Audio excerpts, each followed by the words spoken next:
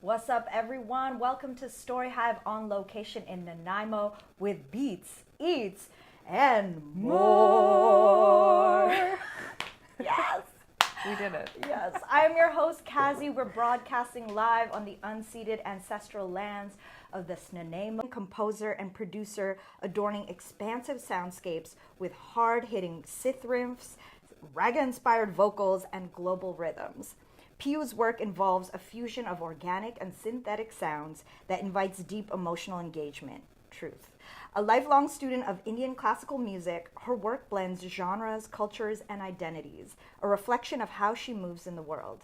Nature serves as a key inspiration for many of PIU's works. She's released several singles, an EP last year called lllusion, and has a debut album on the horizon. If PIU is an active participant in the musical and experimental sound communities across Canada, having performed at Mutek, New Forms, and collaborates globally. Welcome to the show. Thanks. With PIU. I was over at their house the other day, having a nice catch-up chat, and I was like, I'm going to Nanaimo. Do you know any artists that I should connect with and have on the show? And they showed me your music, and instantly I was super exposed to like amazing, incredible nature. I really felt like there isn't a separation from what I experienced from just nature sounds to then like what your music evokes. Yeah, which is really cool. Thank you. Yeah, that's a good summary. I feel like we were just talking about this earlier, like how it's so difficult to talk about one's music or art, and I feel like with this project, I'm kind of leaning into so many different facets of who I am, where I'm going, and the influences of what I'm seeing around me. Being a third culture global citizen, I feel like that you can hear a lot. Memory or moment that made you fall in love with music? Oh gosh. So I grew up in a very musical family. My mother is an Indian classical musician. She has a few albums to her name that she released in India, and we just grew up like singing, and it's very common. I'm a Bengali. I'm from a Bengali family, which is in West Bengal of India, and every family there, people are singing, playing an instrument, and my mom was also teaching other people, so I would just like come to her classes and sit down and like practice with her and her students. It's very interesting because for a long time, like after my teenage years, where you can hear the raga, the Indian classical, almost like bits and pieces, like echoes almost in the music of what I would be singing when I was a child in my mother's like music room. That's so cool. Yeah. Was it ever, I guess with your parents being so musical and your family being so musical, was it ever like forced, you feel, or were they just seeing you naturally gravitate and they encouraged it? I think it was a bit of both. Else, I don't know. I don't know what the consequences would be, but I didn't want to find out, so I had to practice. So like I remember being like 5 or 6 and practicing for 2 hours just by myself in the room, like, and I wouldn't come out till my practice was done. That time you had fallen in love. Yeah, I think it really helped me. I also have like ADHD. Yeah. And at that time, I don't think, especially in Indian families, I don't know if you have the similar experience, like we don't talk about, and I was able to hyper focus on singing. And in a way it kind of saved my life because since then, I have been involved in the arts in some way or the other, either singing or dance. There was a lot of dancing in school. So cool. What kind of dance? I went to an Indian school where I was really big on the arts, and we did a lot of folk dancing, like Indian folk dances.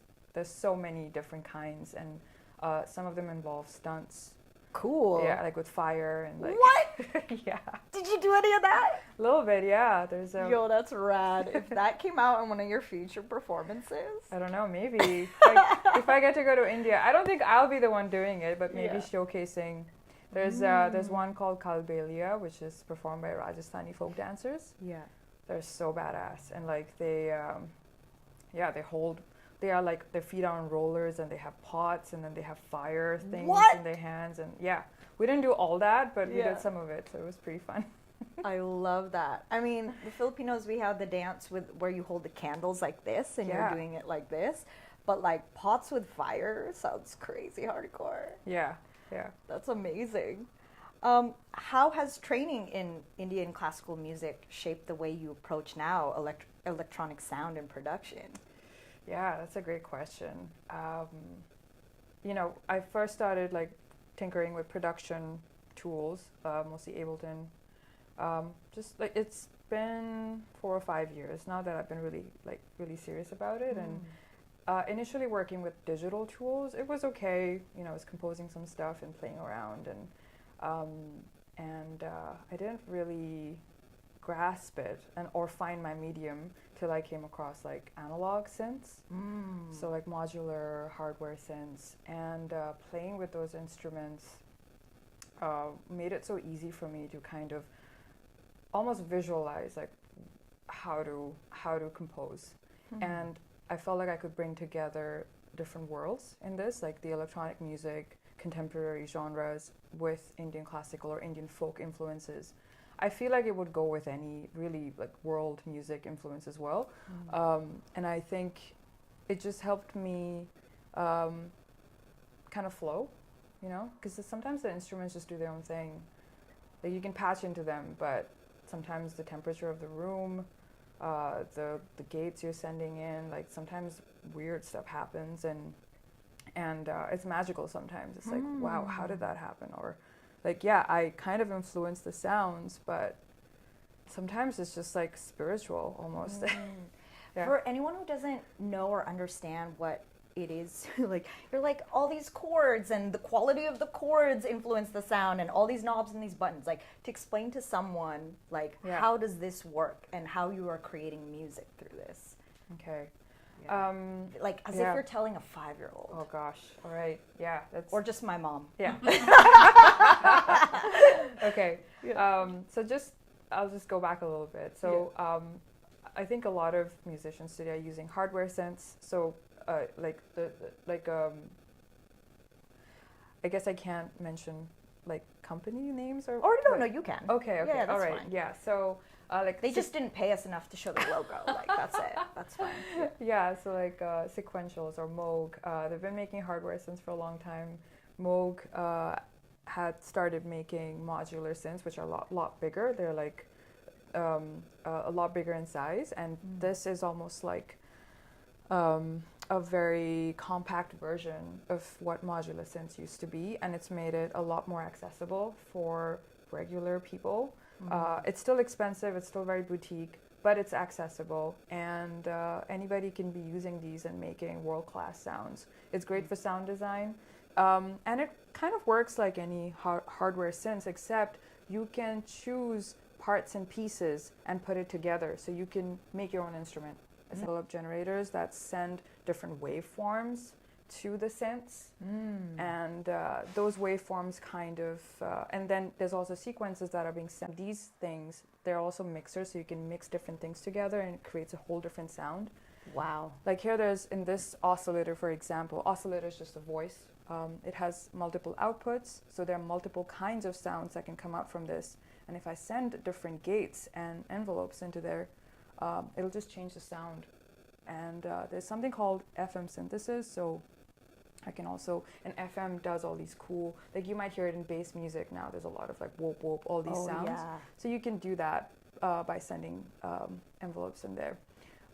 Like it's called CV, and so that's being sent in there. So that's, and then I have some effects also, like there's a delay and a very cool reverb that I use very often. Sometimes I just use digital effects into modular and then pass some more effects. So it creates all these like worlds that, like worlds of sound that I couldn't actually, or I could do it digitally, but it would be a lot of computer work. Versus like this allows you to actually play in real time and have like the knobs as like an instrument. Totally. Yeah, and so if I'm singing, I can just be like, oh, I want to make my bass line screech a little bit while I'm performing live, and so I can do that. And so this allows me to come with a patched set and then I can send sequences out that are timed. I do a hybrid set with my computer, so that computer is often sending gates and clocks and things like that. And so then I just, have bass lines going or synth lines going, and then singing as I perform. That is so cool. Thank you for explaining that, because I've seen Eli perform. I've seen my other friends who do this perform, but no one's ever broken it down for me fully. Okay. Which is dope. And I'm curious, like, how did you get into this? Who taught you? Or Yeah, I have a lot of gratitude for my husband Josh, who has been, who actually kind of showed me a lot of the synths initially, and he was all about it. He was thinking of getting into modular. I think you saw his studio earlier. Yeah. And he has been really great at working on creating, like helping me kind of strategize about like synths, and is a total nerd, and helps me with technical questions, and so we get to kind of talk about it, and then also lust after modules, I would say that, because it's obsessive, and it's not good for the bank account, but it's fun. And the good thing about modular synthesis is that there is a very active community where people buy and sell modules. So if there's something that is not jiving with you, you can sell it, and you can sell it at a pretty decent price. So that has helped, and because I started off buying many things and trying them out, and now this is the current iteration of what I'm using, and I think I can pare it down further. But yeah, this is good for me right now. that is really cool. And that's fun. Like, it's cool to hear that it can create its own sounds, like what you were describing earlier, like things that you don't expect, and it just feels quite spiritual or like serendipitous in the moment. Yeah, and it feels so natural. I've also used like Moog synths, like there's the matriarch, which is amazing. That's another cool instrument where like, so actually with that synth, I don't quite get some of the circuitry. Like it's obvious what I'm doing, but still like the feedback does interesting things, which has been really awesome and fun to use. Yeah, I like working with hardware instruments because sometimes there are happy accidents, and then I feel like that's kind of the sound now of this project, like PIU, where it sounds organic but also synthetic, and it's a weird like medley of sounds, and I think it's largely thanks to the instruments I'm using. How did you come about this name, PIU? PIU.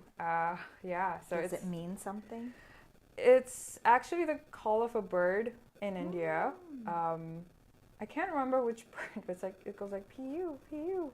Oh, and my mom named me PIU after that bird. really? That's sweet. So my family calls me PIU, and I felt like, this project is kind of remembering the past, but also moving into the future in a different way, and also kind of like a search for self in a way, making sense of everything. It's also hard to explain. I mean, you might know as well as a global citizen yourself, like, being parts of different worlds, you're trying to, and if you have an artistic practice, you're trying to kind of make sense and be authentic. And the word authentic is also thrown around a lot, but, just what's your voice? And I think the name was apt for that, like to describe what this is. That I put out last year, lllusion, there's a track in there called Kawaii Oo. Yes, and great. Yeah, it's actually, there's some field recording in there, but it's actually a recorded sound of the last bird of the species Kawaii Oo, and there's a video that's floating on YouTube. I don't know if you've seen it, you've come across that, where someone filmed the last bird calling for a mate, and it didn't know that it was the last one of its kind. Whoa, as in this species is extinct. Yeah, it's like a honey creeper that's from Hawaii, from the Kauai Island. And I just saw that video, and I had been going to Hawaii and, doing some field recordings there. There's actually another track called Indra to the bird.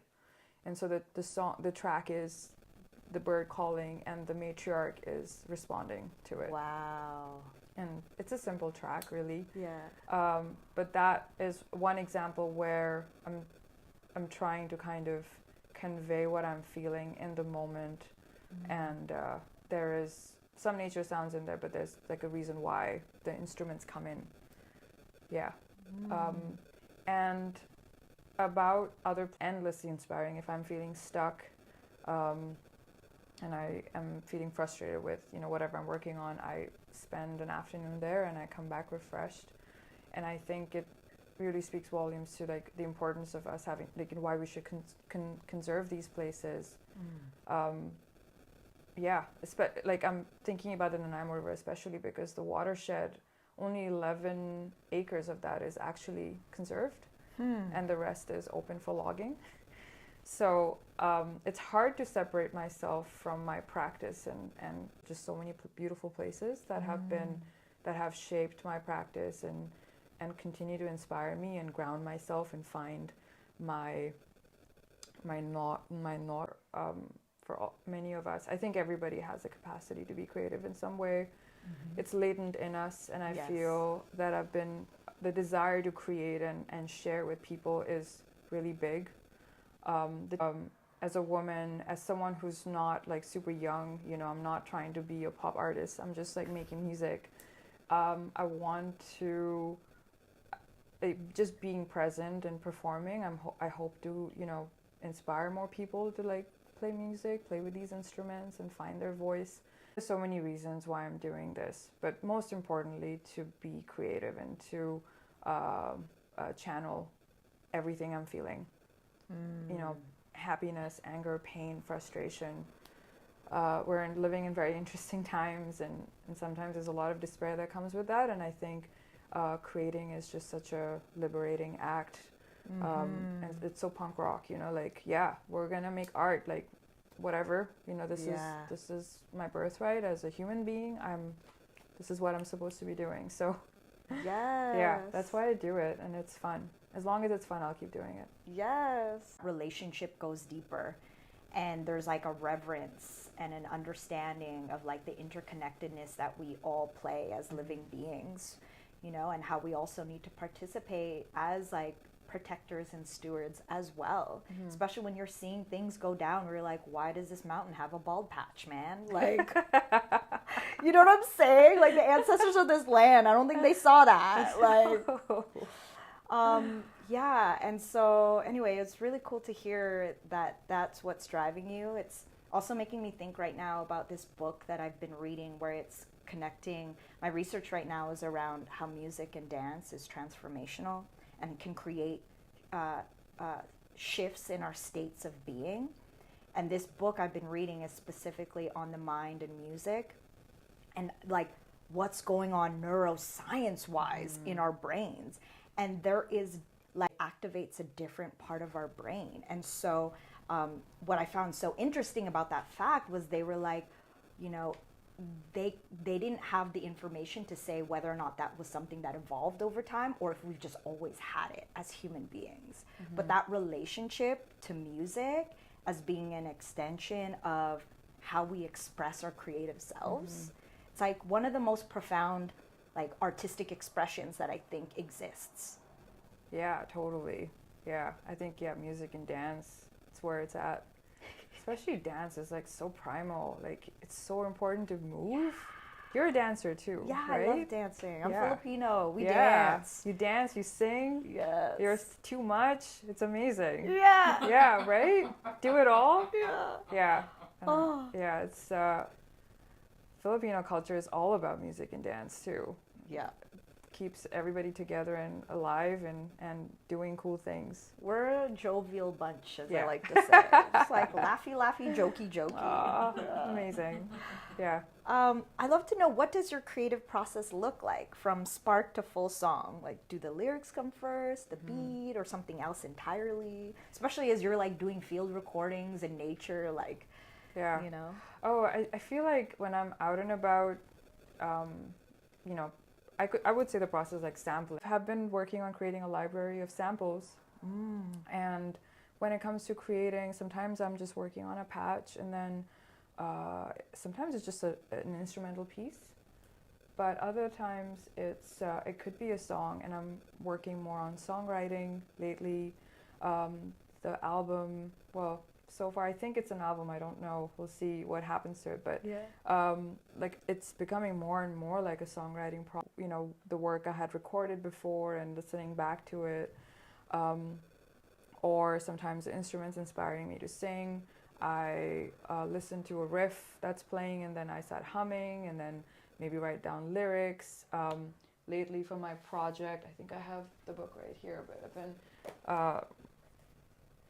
reading this a lot. It's just selected poems and has been a huge inspiration to my people back in West Bengal for a long time. And so I've just been like reading stuff that he's been writing about, and so many things that he has written about are true even today.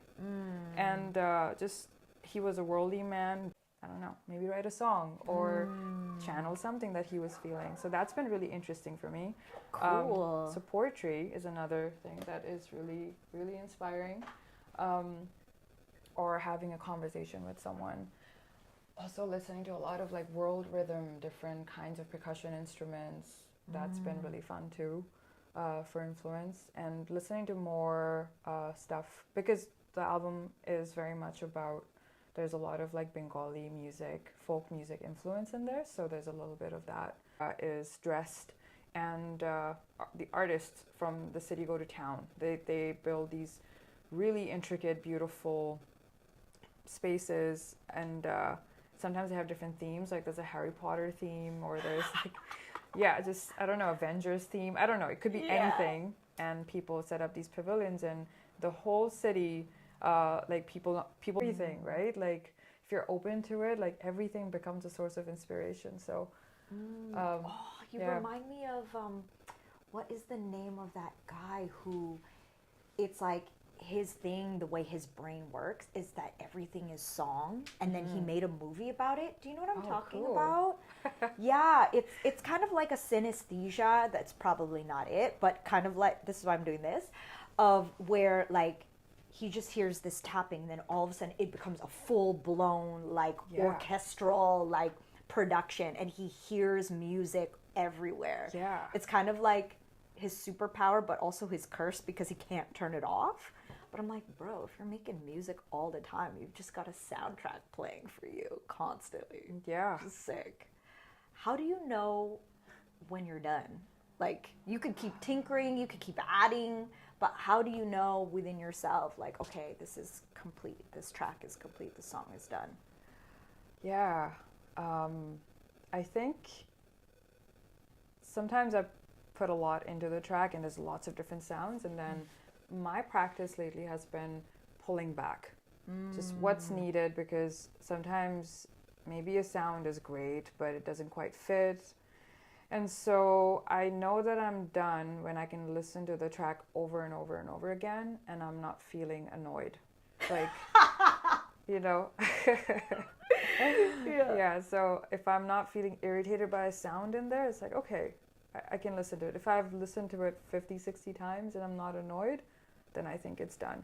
Like, of course, there's the feels and everything, but really too much stuff in there makes it hard to pay attention to what's important. And so I'm still learning. I have a long way to go, but I'm learning to kind of pull back, take it easy, like chill out, you know. Just be like, what's easy and nice to listen to. You can have a very intense track, but there is a sense of ease that makes you want to listen to it again.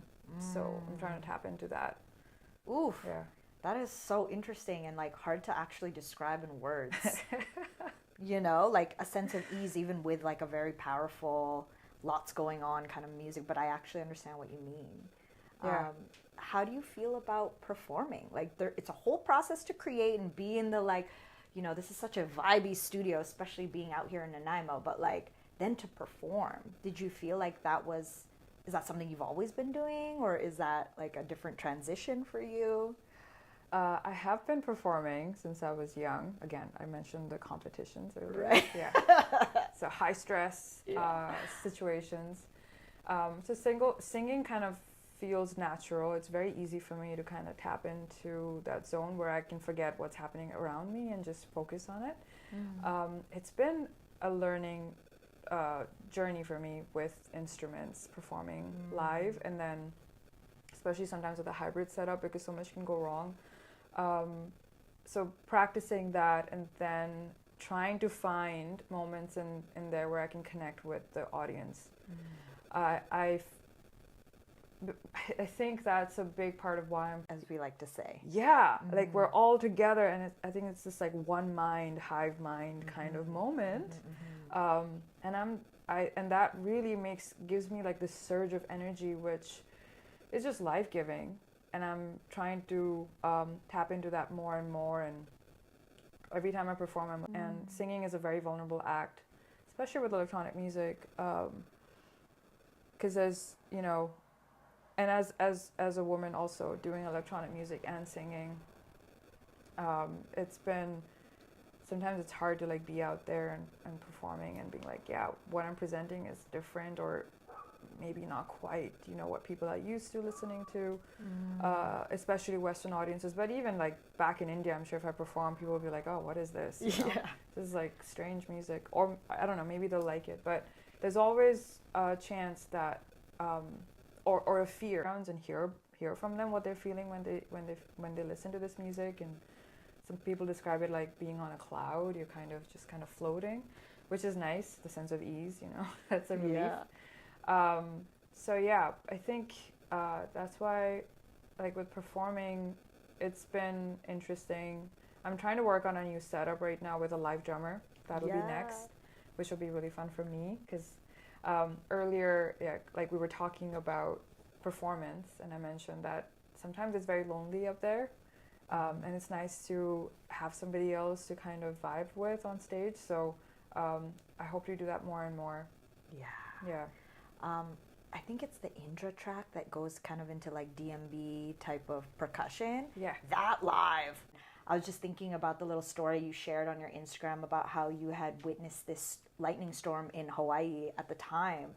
And just like for that to be the landscape that then evoked this song to be expressed out of you is really cool.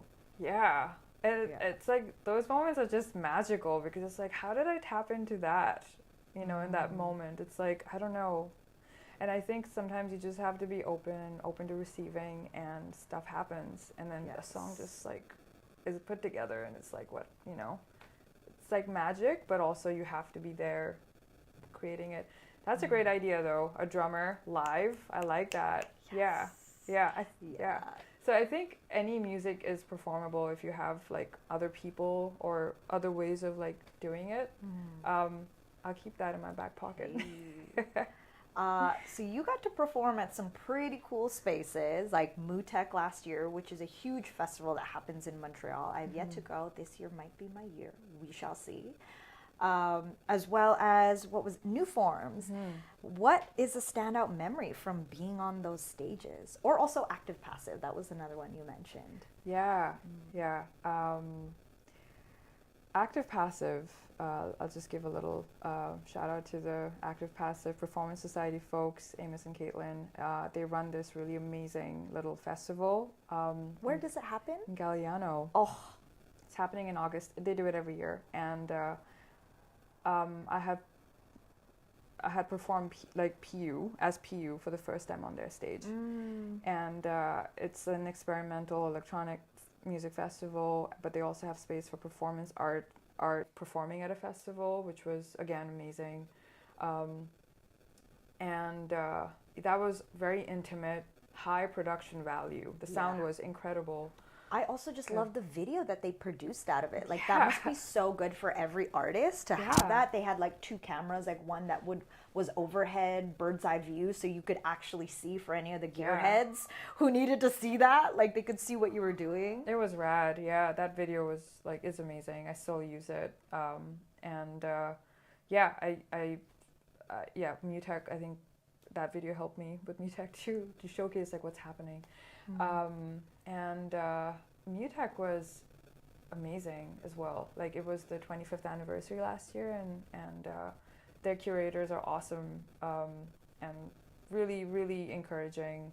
They love to showcase Canadian artists, and I felt again it was a wonderful experience being there, seeing musicians from all over the world, DJs come and do their thing. it was incredible. Like what a place to learn and be inspired from. And Montreal is, it's summer in Montreal, so that was like hanging out with friends and checking out the shows was just an experience in itself. And then the performance, like I thought I would be very nervous to perform, but being on that stage, so it was the outdoor stage, and they had these amazing monitors that were like right, beside me, and So you could really feel what you were doing. oh god, yeah, the sound was like moving through me. Ooh, that's sick. And I kind of lost myself in the performance. And when I see videos of it, it's like I look like a crazy person on stage, just like completely in a trance. Yes. But I mean, if you were there, that means the audience was probably there too. So no one was looking. They were all just like there, Yeah. Like my parents, like when they saw the video, it's like, what is going on? Like, Bianca's lost her mind or something. But it was so fun, and yeah, they have the best sound systems, and just performing there live with so many people who were super open and receiving the music and present. So that was great. And then it was really interesting to be like, I was super nervous and then being on stage and then nothing, So the fear was all in my head, and then it dissipated as the performance started. And I think that has really helped me since then, being like, every stage is going to be different, every experience will be different, but the end goal is to connect with the crowd and with the instruments I have. Cool. Yeah, and we saw a lot of artists from Asia, especially. That was the highlight for me, who did their thing. And there was some performance artists there was a duo from LA, I forget their name right now. It's like Numbers, I think, their artist name. A drummer and a performance artist. And that was incredible to see them perform. So I felt like it was very edgy, very current, and kind of like a beacon of where New Forms is heading right now. There's a lot of new energy in there. That's good. Yeah, it's very like multicultural, multinational, and I felt like the curatorial team brought the best of what they saw, but then created something new out of it, and I also felt that was a reflection of where Vancouver is at right now. It's in a very juicy place artistically, and there's a lot of cool stuff that's going on right now. So it was nice to be there and then perform. Again, the sound was impeccable. Pauline Fan was doing the visuals for me, and it was amazing. Yes. Yeah, the visuals that you also have are really cool. And big shout outs to Lane Butler, because Lane did some of your visuals for one of your projects. Yeah. And Lane has been on the show in the past as well, like an old dear friend. And I think it's your birthday today, dude. So happy birthday. Happy birthday, Lane. Yeah. Yeah, Lane's awesome. Do you have any dream stages that you'd like to be on one day? Yeah, that's a good question. I'd like to do some of the big festivals. Glastonbury would be fun. Whoa. If I could do that someday. Yeah. I haven't really thought a lot about that, to be honest. Yeah. But working with an ensemble would be a dream come true for me. And who would be in this ensemble?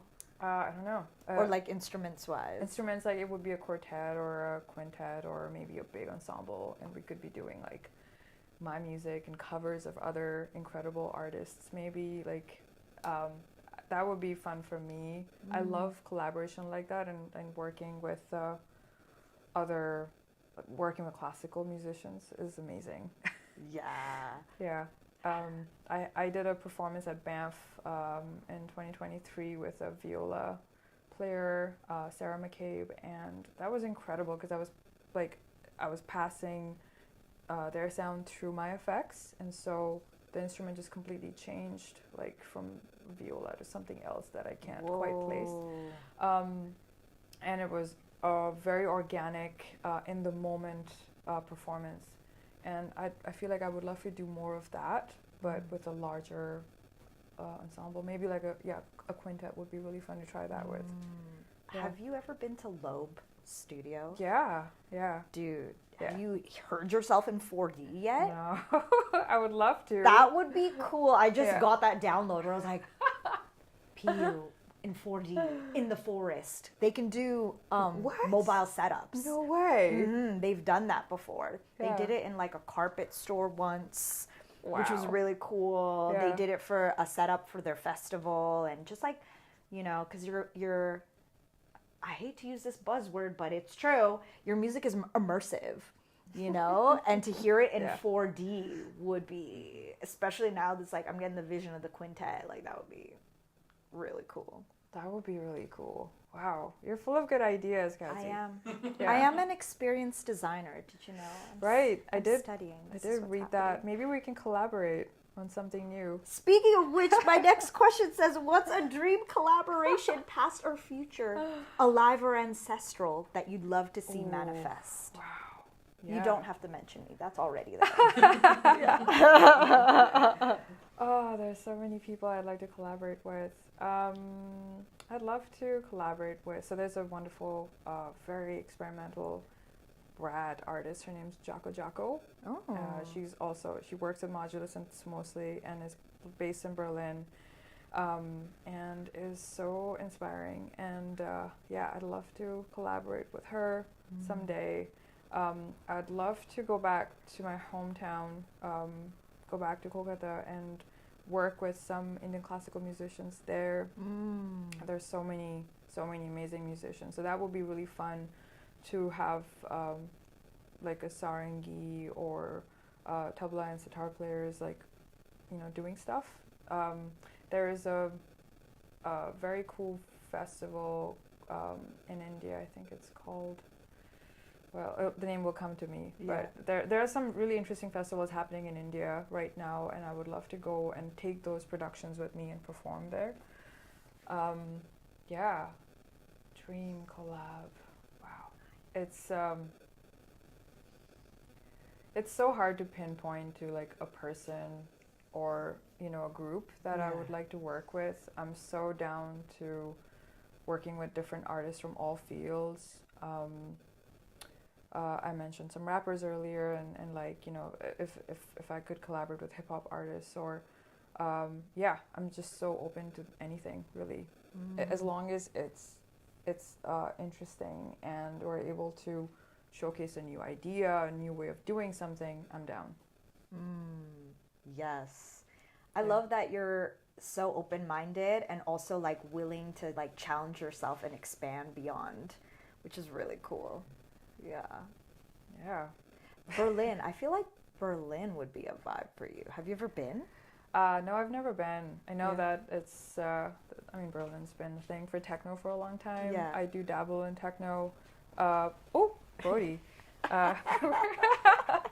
Just wanted to be in the middle. Yeah, it's being lonely down there. If I end up working on a techno project, which might not be PIU, it might be something else, but yeah, I could imagine going there someday. But right now where I'm at, I'm really enjoying being in BC, being in Canada, and then having maybe a nomadic life someday between Canada and other countries, maybe going back to India more often to work on different projects and record stuff. I would love to be in the forests in India and do some field recordings there, because they're disappearing really fast, and the wildlife there is just insane.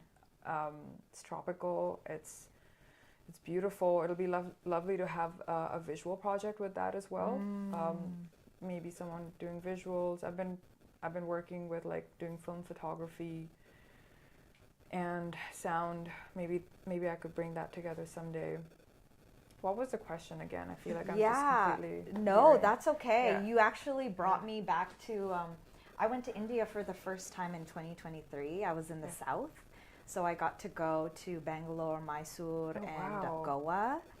But like, speaking of the nature and being in the forest, I found out about this like eco village where everything was made from like recycled or like vintage. Like, I'm telling you, like walls, banisters, doors that came from like the early 1900s and before. Yeah. And the owner of this eco village just like rebuilt and repurposed all these materials and created like tree houses and cabins essentially. And I got to stay in this tree house, which like there wasn't like a wall that completely enclosed it. It was a vintage banister and a heavy curtain.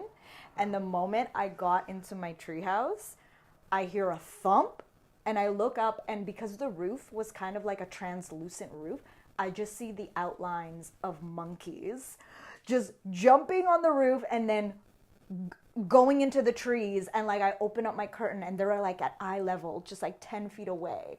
Yeah. And in the morning I'd wake up to frogs. Like I saw so many different kinds of animals, but it was amazing. And to stay in a treehouse and be there for like a week in nature was the sounds, the smells, the wildlife. It was beautiful. Yeah. Wow. I'm so glad you got to experience that. Yeah. Monkeys are a big part of nature, urban and wild nature in India. So yeah, you got to experience it. Wow. Well, okay, we're about 10 minutes left of our live stream, which is crazy because time goes by fast. I want to get into some rapid, fun fire questions for you. And even if they're not super rapid answers, it's okay. That's what happens. The last song you had on repeat? The last song, this track by Alton Bass, Parallel, from his EP Parallel. Can't remember. All the tracks are really good, but those have been on repeat lately. A food that tastes like your music sounds. Oh my god. Ooh. I know, you gotta stretch your brain for that one. This is a hard one. Food that tastes like my sound. How do I pick? There's so many amazing cuisines out there. Mm-hmm. First one that comes to your mind. Don't overthink. Vietnamese food. Are you thinking about salad rolls or something? I'm thinking about like the soupy dishes that I have, like pho or vermicelli. I feel like there's so many different ingredients that are just brought together so beautifully. And I can see that, especially with the pho broth. Like that broth, it's like a long stew. Like it takes forever, and it's got anise and all these other spices in it. Yeah, and the tastes are like lingering in your mouth after. Yeah. That's a good one. Pho, Viet pho. One instrument you wish you instantly mastered. Sorry? Instrument that you instantly mastered. Oh, my voice, I would say. Yeah, that's been the easiest one. I think other instruments take a lot of practice, and they're not like second nature for me. So yeah, my voice, and then I'm working on synths. Where were you when a melody hit you out of nowhere? Oh, in my studio. It happened with a song called Beloved, with the matriarch, and I don't really know how that song was made. I honestly don't remember the process. I just know that I was playing the synth, and then I had my mic set up, and then I was just like humming into it, and the song just came, and there was a song. The melody just hit. It was just easy, yeah. Love that. Most magical or surreal moment in nature?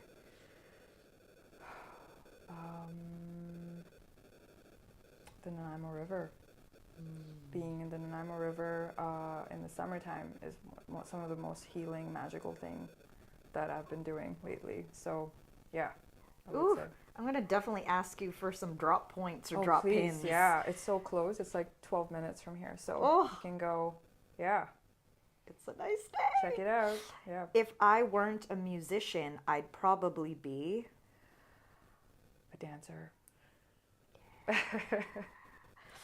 A song that changed my life is...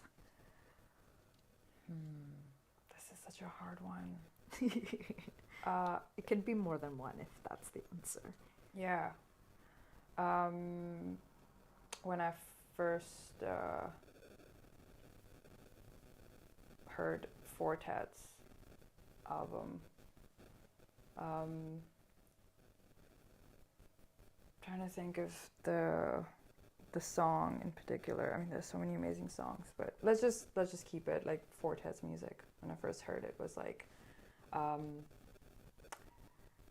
it was amazing, that experience, like discovering his music and then finding out, listening to his discography and have been following his music since and seen his live shows. Yeah. In what way do you feel changed by it though?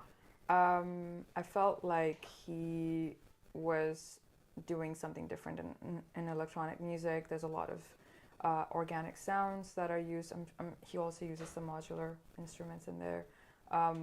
And you'll hear bells, you'll hear dulcimers, and like all these string instruments, but they're brought together in such a cool way. I love the way the compositions come through, and you know, there's so many musicians who are inspired by his work and are trying to make music like him now, like, you know, just with the beats that he uses. And now I think he's doing a lot of dance music. I do miss the old Fortet sometimes, but he's doing his thing. Yeah. But very influential. Him, and then I also want to mention some Indian musicians, in particular, like Zakir Hussain playing tabla has been very influential. Like, I also love how he presents his music as a performer. He has passed since, but how he had presented his music to people, to the international audiences, that's been very, very influential for me. And there's so many amazing Indian vocalists who have been very inspiring, like Lata Mangeshkar. You probably, I don't know if you've heard that name, but she's the singing nightingale of India. And there's Asha Bhosle. Like, I remember singing Asha Bhosle songs as a kid, and she would be singing like cabaret songs or very classical songs, and just kept switching genres from one. They were all like they sang mostly for movies, and so it was, you know, such a good way to like learn how to switch genres, and but bring the same training and the voice to those films. So yeah, I think there's a bunch of different influences, but I can remember these like being pivotal in the way I thought about music. Cool. Oh, if your sound had a scent, what would it be? Bergamot. Ooh, yes. We like that smell. My music is a love letter to my ancestors. My grandparents in particular. I think of them often making music. I feel like they were the glue for my family, and I mentioned earlier that we would have to perform, and I think they really kind of made us do that, perform. And my grandma, my Dida, my mom's mom, like, was a very non-serious person, and was very just relaxed about life, and I try to channel her sometimes, like not taking things too seriously, and sometimes making a song thinking of them or my ancestors who, you know, kept this alive in us. Yeah. That's like my Lola, my grandma. She also, I think there's something about when you just get to that age where you're just like, man. Yeah. That's literally the attitude. Like, man, come on. And then what was funny about her is, like, I didn't admire or appreciate her wit until after she had passed, and I realized, like, she was actually quite a funny woman, and probably where I got my sense of humor from. And she knew that, like, a lot of people didn't understand her, so she was always cracking jokes at your face in her language, knowing you didn't understand. And it was funny. So sassy. Wow. Aw, shout outs to our ancestors. I feel most in flow when I'm moving, dancing. Yeah. It kind of inspires me. It's inspired me to make music, but I think movement for me has come first in some ways. Like, if I'm feeling stuck, movement usually helps me get out of it and get out of my head for a bit. Yes. In the studio, I always have blank nearby. Ooh, water. Yes.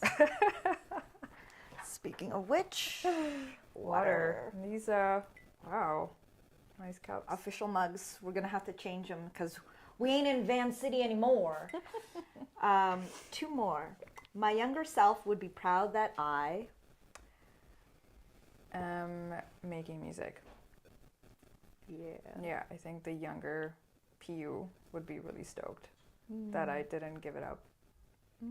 Were you going to take a different path at one point? I mean, I did. I work like a day job. I'm an urban planner by profession, and I worked as an architect before that. So wow. I've tried different things. I mean, you know, it's kind of the reality of living in BC as well. Like, totally. you gotta slash in the material world. Yeah, material world. But and I'm grateful for that. It kind of allowed me to own all these cool instruments and support a lifestyle and make music. So I'm grateful for that. But yeah, I'm really happy that I've held on to an artistic practice and didn't give up on it, and I won't. Like, I'll keep making music for as long as possible. Yes. Yeah. My last one. One day, I hope my music I hope my music. Wow, this is a good one. Yeah, I hope it reaches wider audiences and inspires a lot of young folks just to make music, and a lot of young women to make music and be creative. This was such a great, enriching conversation, PIU. Thank you so much for your time, for your energy, your thoughtfulness, and just, sharing your vulnerable, creative self, not just through music, but also through this conversation. Any last words, anything you want to say, where people can find your music or any upcoming performances or shows this summer? Well, firstly, thank you for having me and chatting with me, and having Bodhi here. And it was really fun, and it's so nice to be able to talk about something so abstract in my head and make sense of it, so I appreciate that. And for those of you watching and listening, I produce and perform as PIU. You can find me on Bandcamp. I have my releases on all streaming services, and I highly encourage you to check out Bandcamp and support other musicians as well. Like, I think that's the most ethical way right now of supporting musicians and supporting their artistic practice right now. And you can also find me on my website, piusounds.com. If you're on Instagram, you can find me as PIU Sings, if you look for that. And if you have any questions, or if you want to reach out to me and talk about my practice, if some of you are interested in making music and you have questions about synthesis or singing or whatever, if you want to dive into your own practice, I'm so happy to guide you with that and offer some advice and some mentorship if you're looking for that. So feel free to reach out and let's talk. Yes, that's sweet. That's amazing. Y'all, thank you so much for all who have tuned in, for everyone who's watching the live stream after. I am Kazi, this is Priyanka, aka PIU, and y'all have been watching Beats, Eats, and More.